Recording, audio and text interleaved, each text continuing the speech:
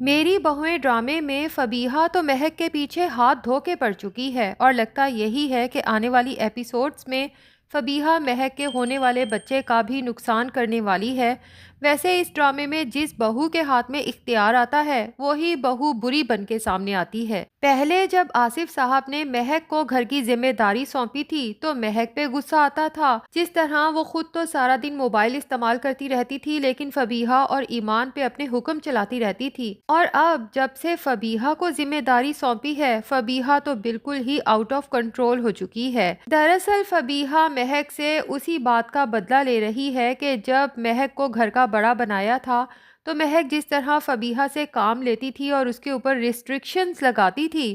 فبیہہ سے وہ سب برداشت نہیں ہوتا تھا۔ تب تو وہ اس لیے چپ تھی کہ اس کی ماں بیمار تھی اور وہ اپنی ماں کی طرف سے فکر مند تھی، لیکن فبیہہ کے دل میں یہ بات بیٹھ گئی ہے کہ مہک نے اس وقت فبیہہ کی ماں کی بیماری کا بھی لحاظ نہیں کیا تھا۔ بہرحال اب جب فبیہہ آریان پہ اتنا بڑا الزام لگاتی ہے کہ آریان نے نہ صرف میرے اوپر ہاتھ اٹھایا بلکہ مجھے مارا بھی، تو المیر کو پہلے تو یقین ہی نہیں آتا، کیونکہ ظاہر ہے کہ وہ اپنے بھائی کو ہمیشہ سے جانتا ہے اور اسے پتا ہے کہ آریان بھائی کبھی کسی عورت پہ ہاتھ نہیں اٹھا سکتے۔ لیکن فبیہہ جب نقلی آنسو نکال کے المیر سے کہتی ہے کہ اگر آپ بھی میری بات پر یقین نہیں کریں گے تو پھر کون کرے گا، ساتھ ہی المیر کو دھمکی بھی دیتی ہے کہ میں تو پولیس کو کال کرنے والی تھی۔ یہ بات سن کے المیر سچ میں پریشان ہو جاتا ہے کہ اگر گھر کی یہ بات پولیس تک پہنچی اور باقی لوگوں تک پہنچی تو ہماری معاشرے میں بنی بنائی عزت خراب ہو جائے گی۔ تبھی فبیہہ کو سمجھاتا ہے کہ دیکھو مجھے تمہاری بات پر یقین ہے، تبھی تو میں نے اپنے بھائی کا گریبان تک پکڑ لیا۔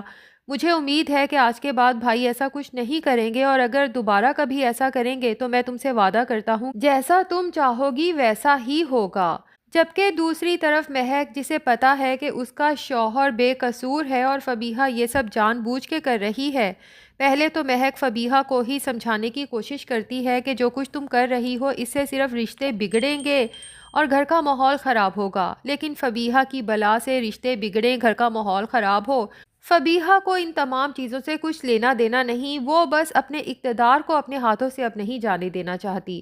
خیر، مہک سوچتی ہے کہ مجھے ابو سے بات کرنی چاہیے، تبھی وہ آصف صاحب کو ساری حقیقت سے آگاہ کرتے ہوئے کہتی ہے کہ فبیہہ نے جان بوجھ کے رائی کا پہاڑ بنانے کی کوشش کی ہے، حالانکہ آریان نے فبیہہ پہ ہاتھ اٹھایا ضرور تھا لیکن اسے مارا نہیں تھا۔ اب آصف صاحب کو بھی اندازہ تو ہے کہ ان کا بیٹا ایسا نہیں کر سکتا، پھر بھی وہ فبیہہ سے ایک دفعہ کنفرم کرنا چاہتے ہیں، تو فبیہہ پتہ نہیں کیسے آنکھوں میں فٹافٹ آنسو لے آتی ہے اور آصف صاحب سے کہتی ہے کہ آریان بھائی نے مجھ پر ہاتھ اٹھایا تھا، مجھے مارنے کی پوری کوشش کی تھی،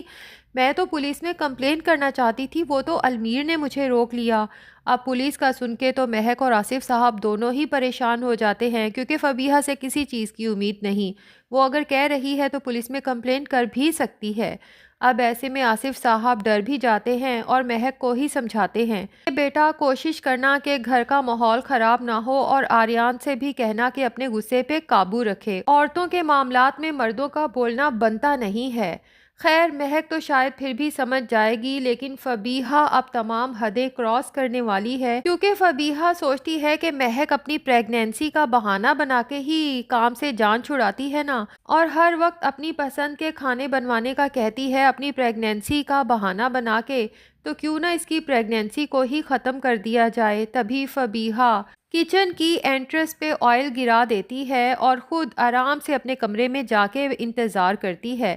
اب مہک، جسے صبح صبح اپنے لیے ناشتہ بنانے کی عادت ہے، جیسے ہی کچن میں پاؤں رکھتی ہے تو اس زور کا سلپ ہوتی ہے کہ زمین بوس ہو جاتی ہے۔ مہک کی چیخیں سن کے تمام گھر والے جمع ہوں گے، اسے ہاسپٹل لے جایا جائے گا۔ اب لگتا تو یہی ہے کہ آنے والی ایپیسوڈز میں ڈاکٹر آ کے بتائے گی کہ ہم نے ماں کو تو بچا لیا لیکن اس کے بچے کو نہیں بچا سکے، اور یہ وہ بچہ ہے جس کے لیے مہک اور آریان نے سجدوں میں دعائیں کی تھیں، کیونکہ ڈاکٹرز نے تو پہلے ہی جواب دے دیا تھا کہ یہ دونوں پیرنٹس نہیں بن سکتے، لیکن جب یہ معجزہ ہوا تھا تو آریان اور مہک کی زندگی جیسے گل و گلزار ہو گئی تھی۔ اب ظاہر ہے کہ اگر بچے کو کچھ ہو جاتا ہے تو مہک اور آریان بھی ٹاکسک ہو جائیں گے، ہو سکتا ہے وہ یہ گھر چھوڑنے کا ہی فیصلہ کر لیں۔ بہرحال امید تو کرتے ہیں کہ مہک کے ہونے والے بچے کو کچھ نہ ہو اور فبیہہ کو ہی تھوڑی عقل آ جائے۔ اور آنے والی ایپیسوڈز میں جیسا کہ ہم دیکھ رہے ہیں کہ ایمان کو آصف صاحب کی تنہائی کا بہت احساس ہوتا ہے کہ ابو سارا دن اپنے کمرے میں خاموش بیٹھے امی کی تصویروں کو دیکھتے رہتے ہیں اور ہر وقت ان کو یاد کرتے رہتے ہیں۔ اگر یہی ہوا تو ہم بہت جلد ابو کو بھی کھو دیں گے۔ ایمان یہ نہیں چاہتی، بلکہ وہ تو آصف صاحب کو پھر سے ویسے ہی ہنستا مسکراتا دیکھنا چاہتی ہے۔ اب وہ جب اپنے آفس میں بھی آصف صاحب کے بارے میں اور گھر کے ماحول کے بارے میں پریشان بیٹھی سوچ رہی ہوتی ہے تو راحم ایمان کو چپ چپ دیکھ کے پوچھ ہی لیتا ہے کہ ایمان کوئی پریشانی ہے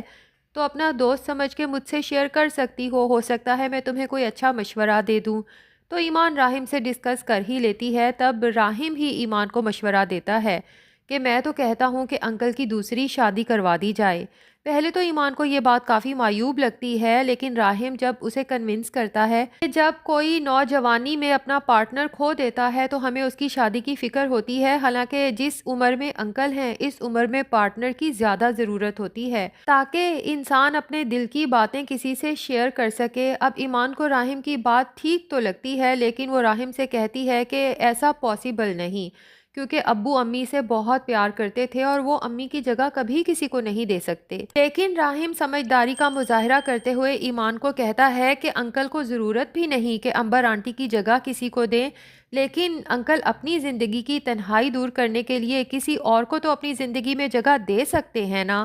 اب ایمان اس میٹر پہ سیریس ہو کے سوچتی ہے، بلکہ گھر جا کے شاہویر سے بھی یہ ڈسکس کرتی ہے اور شاہویر بہت حیران ہوتا ہے کہ بھلا ایمان کے دماغ میں یہ بات کیسے آئی۔ بہرحال شاہویر بھی ایمان کی بات سے کنونس ہو جائے گا، لیکن اب مسئلہ یہ ہے کہ ایسی عورت کو کہاں سے تلاش کیا جائے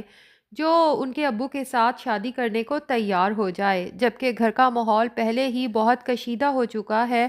خیر اب یہ تو ایمان اپنی سمجھداری سے سنبھال ہی لے گی، لیکن پتہ نہیں شاہویر کو یہ بات کیسے پتہ چلے گی کہ راحم کو بھی اس بات کا پتہ ہے کہ ایمان ابو کی دوسری شادی کروانا چاہتی ہے، حالانکہ ویسے یہ مشورہ ہی راحم نے دیا تھا۔ لیکن بہرحال شاہویر کو یہ سن کے بہت غصہ آئے گا اور وہ گھر آ کے ایمان پہ غصہ کرے گا کہ ٹھیک ہے میں نے اپنی زندگی میں کچھ غلطیاں کی ہیں، لیکن اس کا مطلب یہ تو نہیں کہ تم ہمارے گھر کے آپسی معاملات کسی غیر سے ڈسکس کرو۔ راحم کون ہوتا ہے ہمارے گھر کے اتنے پرسنل معاملات میں عمل دخل کرنے والا؟ میں تمہارا شوہر ہوں اور تمہیں ہر بات مجھ سے ڈسکس کرنی چاہیے، نہ کہ راحم سے۔ تو ایمان کو بھی شاہویر کو بتا دینا چاہیے کہ راحم وہ ہے جب شاہویر نے ایمان اور اس کے بیٹے زاویار کو گھر سے آدھی رات کو دھکے مار کے باہر نکالا تھا اور بالکل بے سہارا کر دیا تھا، اور اس کے بعد سوچا بھی نہیں کہ وہ کس حالات میں ہوں گے اور کیسے گزارا کر رہے ہوں گے۔ تو اگر راحم نہ ہوتا اور ایمان کی جاب نہ لگتی تو ایمان کے لیے سروائیو کرنا کتنا مشکل ہوتا۔ خیر ناظرین، ڈرامے کو شاید انٹرسٹنگ بنانے کے لیے اب آصف صاحب کی شادی کی کہانی بھی اندر ڈال دی گئی ہے۔ ویسے بہوؤں کی تو آپس میں بنتی نہیں، اب ایسے میں آصف صاحب کی سیکنڈ وائف اس ماحول میں کیسے ایڈجسٹ کرے گی یہ تو ہمیں آنے والی ایپیسوڈز میں پتہ چلے گا۔